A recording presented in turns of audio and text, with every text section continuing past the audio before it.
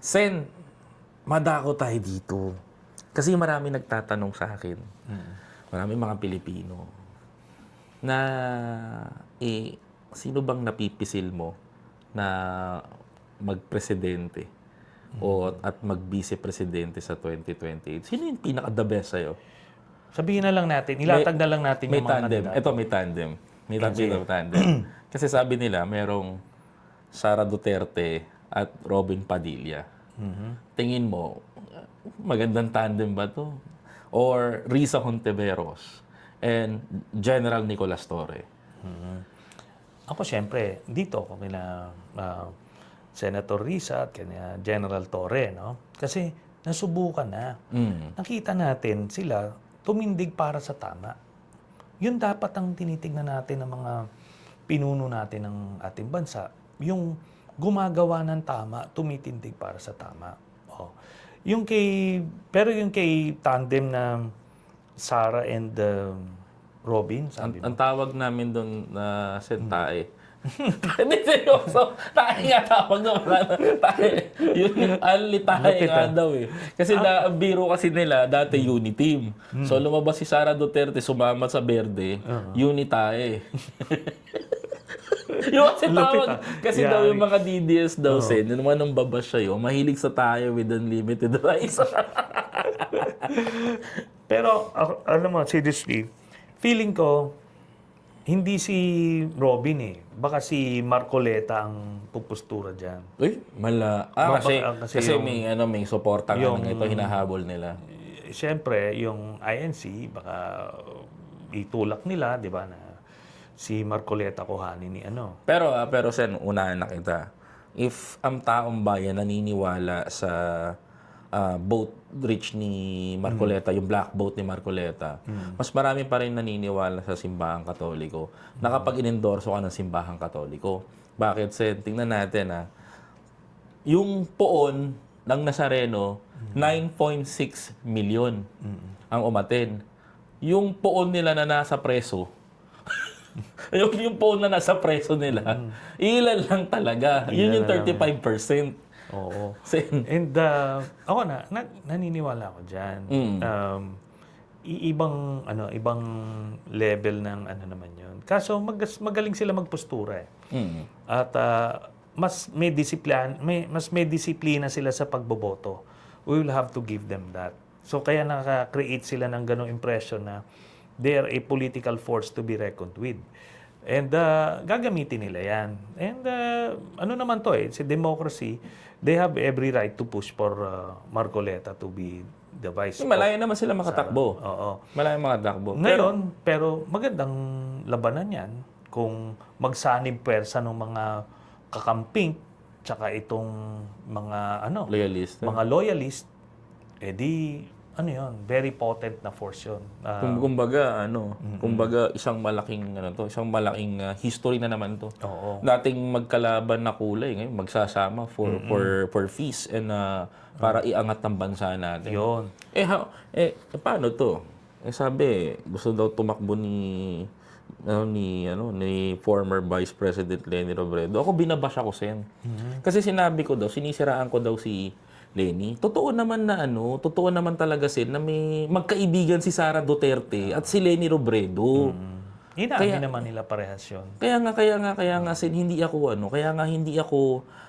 nawala yung ko sa kanya. Nawala yung, kumbaga, lumaylo ko kasi nung patawag nung impeachment ni Sara, dapat nagsasalita ka. Yeah. 'Di ba? Dapat si Leni nangunguna na ito dapat panagutin to. Kung talagang may bigat si Leni para sa akin, it's a time eh.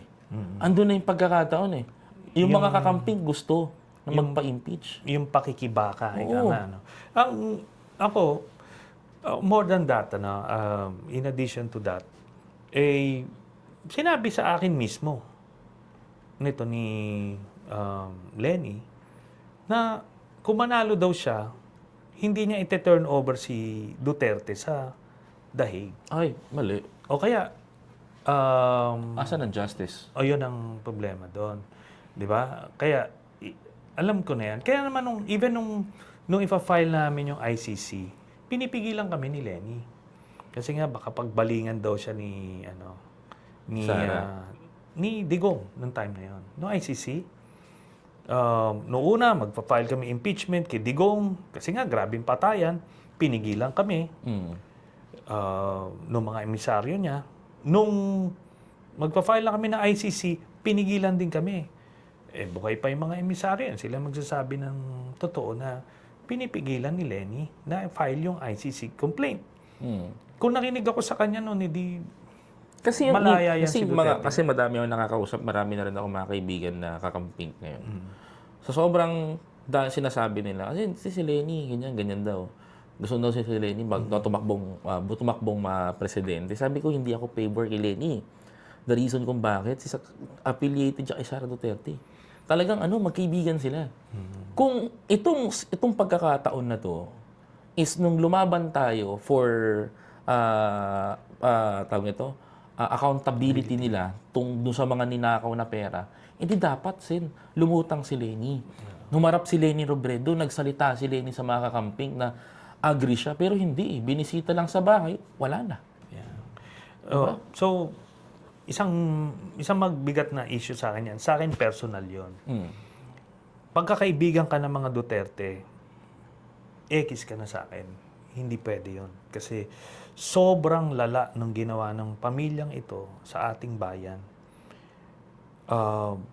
Para kaibiganin mo, ibig sabihin, okay lang sa iyo yun. Okay lang sa'yo na may pinatay? So sa akin, diba? ano yun, that's very personal sa akin. Ang isang issue naman din is, kung planong tumakbo ng 2028, dapat, kailan mo sisimulan? Di ba? Nung nangyari ng 2022, Last minute. nung filing, doon nagsimula para lang hindi mabash. Ngayon, kung natatakot kang mabash, hindi ka rin karapat-dapat din siguro maging leader kasi, Correct. alam mo, Samot as sa rin president, pagdadarag yan oo, bababuyin ka talaga. Kita mo si Presidente, si President Marcos, nung tumatakbo yan, before pa lang, talagang grabing pagbabas ang hinarap niyan. Pero tuloy lang siya. Di nanalo siya. Sinalubong niya yun. Kumbaga, kasi pero kung doon pa lang natatakot ka sa pagbabash pa lang, mas mabibigat ang kakaharapin mo pag presidente ka. Pero, much sa mga kakamping na nakita ko, si Risa Hontiveros yung nag-shine Siya yung pinaka nag-bloom nung panahon na dapat panagutin si Sara. Na which is dapat na nakikita din nila, nakikita ng mga kakamping talaga na bakit si Risa lang ang lumalaban. Kaya nagkaroon ng doubt yung iba. Yeah. Alam mo, ito pa, sabihin ko, Koy. Nung panahon ni Digong, maaring siguro ang naging prominente, ako lang, kasi talagang Ikaw headlines frontal yung ano. Pero si Sen Risa, paano niya pinaglaban yung mga testigo ng kay Kian de los Santos? Tinago niya yan para hindi patayin. Alam mo bang kinasuhan siya ng kidnapping? Kinasuhan siya ng kidnapping. Nila Duterte. Pero kita mo, quietly hinarap niya yun. Hindi siya natinag. Hindi niya sinurrender yung mga witnesses. Kaya kita mo, din na-convict yung mga ano. Dapat ma-convict. Oo, yung mga pulis na ano. Kasi kung nagkataon nakuha yung mga yon, wala na, bawal yun. Oo. Kaya makikita mo dito, yun yung mga leader na ano. Okay, fast forward nung panahon ni President Marcos. Sino yung mga pinakulong niya? Yung Senyor Aguila, di ba? Doon sa Dinagat. Kibuloy. Si Kibuloy, di ba? Tapos itong si Alice Guo. Oh. Tapos yung mga Pogo, tinindigan din niya yan. Itong kay Sara, di ba? Hinarap niya yan, di ba? Nung nag-hearing sa Senado, pati si Digong. Yun yung gusto mo na leader na tipong pagdating ng panahon, yung kaya pinaglalaban niya. Pinaglalaban niya yung tama, 'di ba? Paglalaban niya yung karapatan mo. Well, sabi ko nga, yung iba kasi mas gusto nila yung yung pinaglalaban nila kaysa yung pinaglalaban sila. Ganun. Pero sa tingin ko naman, Sen, na-appreciate naman ng taong bayan yung ginawa ni Sen Risa. Kaya nga sabi ko, if there is a chance na mangyari man yung sa 2028, one of the best choice is Torre Risa eh. Oo. Si General Torre, malakas tong tao na to. Nakikitaan ko to ng ibang klaseng karisma sa 2028 eh. Malaki yung potential. Kaya nga, kung magsasanib pwersa sa kanila, kung sino mas malakas sa kanila, pwedeng Risa Torre o mas malakas si General Torre, di Torre Risa. Importante mag-solid. Mag-solid. Para head-to-head ang laban. Kasi Dalawa lang. Kasi ang kailangan natin durugin yung ano eh. It's between the evil and good eh. No. Ito yung pagkakataon natin Pilipino na kailangan malaman natin na kung ang mananalo isang Duterte, babalik ulit tayo sa patayan. Imposibleng di mangyari. Babalik na naman tayo ulit na gagasain ng bansang Pilipinas ng mga banyagan dayuhan ng Pogo. Yeah. 'Di ba? Mauulit-ulit yung confidential fund, isabong. Kung ngayon pa nga lang, 'di ba? Kung ngayon pa nga lang droga, sila Michael Yang, 'di ba? Triad. Mamamayagpag na naman ng may-ari ng magnetic lifter. Yeah. 'Di ba? Yan 'yon. Isa pa. Tiba-tiba si Aling Maliit. Alam mo yun, Sen. Tiba-tiba sila doon. Yung Davao Group, nako. Buhay na naman. Lahat nung malalaking kontrata sa Pilipinas. Makita mo, ayan Kaya nga, babalik tayo dito sa ICI investigation, dito sa flood control. Tignan mo kung sino yung mga namayagpag doon. Mga bata nila yun. Bata nila. Even si Senator Diskaya. Bongo. Diskaya, Bongo. Di ba? Imaginein si mo. Bernardo. Labag sa batas, inaward pa rin sa tatay at kapatid. So, samantalang that time, ang pwesto ni Bongo, executive secretary, di ba? Little president ka. Lahat yan magbabalikan. Kaya nga, alam mo, di ba sa Caloocan, may mga DDS dyan. Pero tignan mo yung mga DDS na taga Caloocan. Kung ano yung kalagayan nila noon na malala, hindi naman sila umasenso. Hindi naman inangat yung antas ng kabuhayan nila nung nakaupo si Duterte. Baliktad pa. Sila pa yung pinapasok sa bahay, di ba? Correct. Yung Carlos magsarado na ng cabinet yung pintuan, saan ka makakita maglasipain. na pinapadlock nila yung naglagay ng mga gate para lang hindi mapasok ng pulis. Kasi alam mo, pakiramdam namin nung panahon na purge. Ang purge talaga. Yung pinikulang purge, kung alam nyo po yun. Ganun yung pakiramdam nung panahon ng mga Duterte, sa Caloocan. Sa Caloocan. Magsasara ka talaga ng pintuan. Pero mo yun, nababalutan sila ng takot. Pero, pagkatapos nun, Duterte ka pa rin. Di ba? Gusto mo ba yun? Alam mo yung sinabi nila nung una, yung bawal nakahubad na sa kalye. Nilampas nila yun sa pandemic. Alam mo naman sa Caloocan, yung mga depressed areas, tapos ang init-init ng mga bahay, kaya di ba nasa labas sila? Biruin mo, ganun, ginagawa nilang, talagang tinatakot yung mga kababayan natin. Yun ang masakit doon. Ginaganon ka na, binabalahura ka na. Tapos, doon ka pa rin, di ba? Yung mga, sabi na sa mga jeepney driver no na pinagbawalan niya ng magpasada. Yung mga traditional. Kasi papalitan niya ng malaki kickback nila dyan. Yung pala sila yung may contact doon sa mga modern jeepney. Ayan, biruin mo, ang nila, sinabihan niya yung mga jeepney driver na wala daw siyang pakialam sa kanila na mga mahihirap. Ganon. Grabe, hindi mo nga malunok yung sinasabi. Tapos, pagkatapos nun, Duterte ka pa rin. Tapos sila pa yung nangunguna ngayon na pumipirma na tay, kami naman. Alam mo kasi may gagawin nga ako eh. Yan. Di ba kung sila meron silang tay, kami naman campaign signature. Kami gagawa, tay, diyan ka na lang. Hindi, pero in fairness, pinapatawa lang kita. Worst to worst scenario, sila yung pinaka-worst, siya yung pinaka-worst president na nakita ko. Ever since. Kasi, pinuwi mo ang mukha niya ay anghel sa mga bata, anghel sa mga matatanda. Pero deep inside, pag tinignan mo yung likuran, doon lalabas yung sungay, pati yung pakpak eh. Di ba? Pati yung hatak-hatak niyang bolt.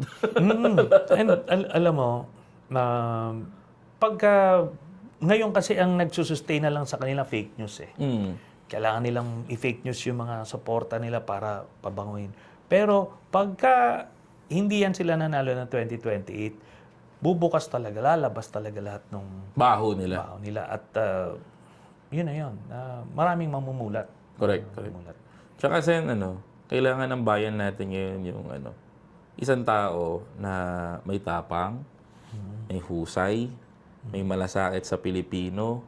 Kailangan natin hindi lang kumbaga nanay ng bansang Pilipinas.